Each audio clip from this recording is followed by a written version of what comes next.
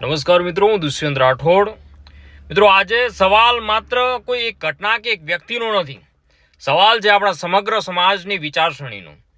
જ્યારે આપણે બીજા સમાજો તરફ નજર કરીએ છીએ ત્યારે એક વાત આપણને સ્પષ્ટ દેખાય છે કે કોઈ પણ નાની મોટી ઘટના બને ત્યારે તેઓ પોતાના મુખ્ય જે નેતૃત્વ છે એના પડખે ઊભા રહે છે.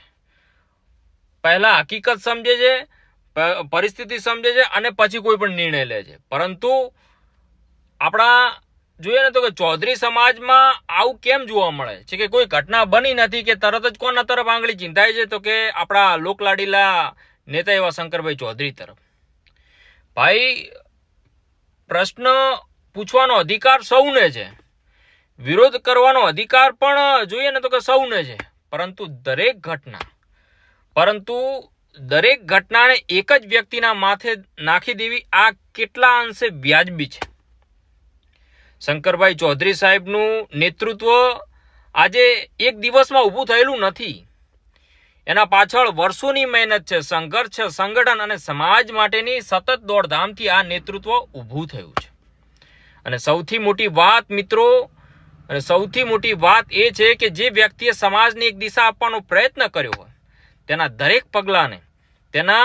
દરેક પગલાને શંકાની નજરે જોવાને બદલે પહેલા તેના સમગ્ર યોગદાનને જોવું જોઈએ. આપણે મતભેદ રાખીએ એમાં મને કોઈ વાંધો નથી, પરંતુ વ્યક્તિગત વિરોધને સમાજના હિતથી ઉપર રાખીશું તો નુકસાન કોનું થશે? તો કોઈ એક વ્યક્તિનું નુકસાન નહીં થાય, એમાં આખા સમાજનું નુકસાન થશે. આજે જોઈએ ને તો કે કેટલાક લોકો વારંવાર શંકરભાઈનું નામ લઈને વિરોધની રાજનીતિ ઊભી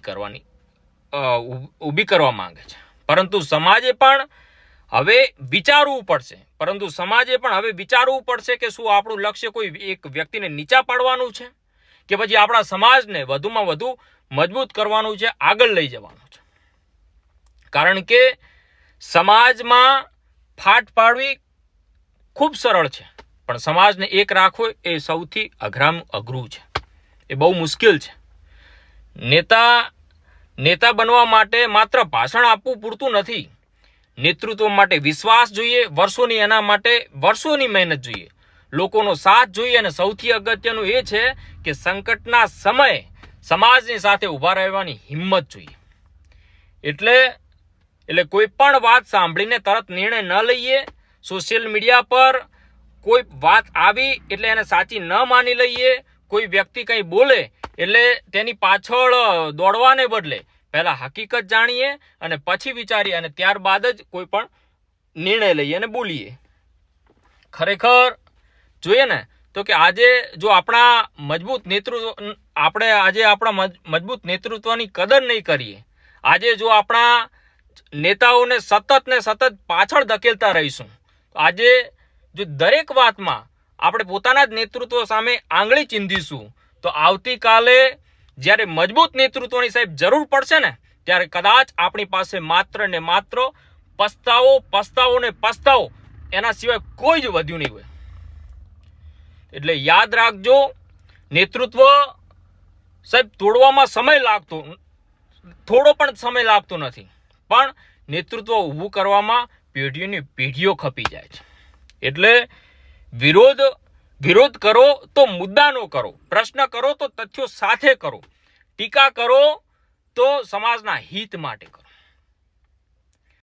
પરંતુ કોઈ પણ વ્યક્તિના નામનો ઉપયોગ કરીને સમાજમાં ફાટ પાડવાનું બંધ કરો.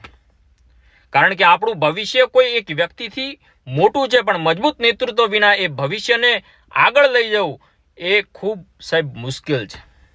આજે જરૂર છે એકતાની, આજે જરૂર છે સમજદારીની, આજે જરૂર છે સાચી વાતને સાચી કહેવાની અને ખોટી વાતને ખોટી કહેવાની હિંમતની. અને હા, શંકરભાઈ ચૌધરીની ટીકા કરવી હોય તો કરો, પણ તેમના વર્ષોના યોગદાનને ભૂલીને નહીં. કારણ કે સમાજને વ્યક્તિ નહીં, મજબૂત નેતૃત્વ જોઈએ છે. સમાજને વિવાદ નહીં, વિકાસ જોઈએ છે. અને સમાજને સાહેબ ફાટ પાડવાની નથી, એમાં એકતા જોઈએ છે. અને સમાજને પાછળ નહીં પણ આગળ લઈ જવાનો છે. એને સમાજને વધુમાં વધુ મજબૂત બનાવવાનો છે. આપણે વ્યક્તિની પાછળ નહીં, સમાજના હિત પાછળ ઊભા રહેવાનું છે. અને જોઈએ ને તો કે જ્યારે સમાજનું હિત અને મજબૂત નેતૃત્વ સાહેબ એક જ દિશામાં હોય, આગળ વધી રહ્યું હોય, ત્યારે તેને તોડવાનું નહીં, તેને વધુ મજબૂત બનાવવાનું કામ કરવાનું છે. ખૂબ ખૂબ ધન્યવાદ.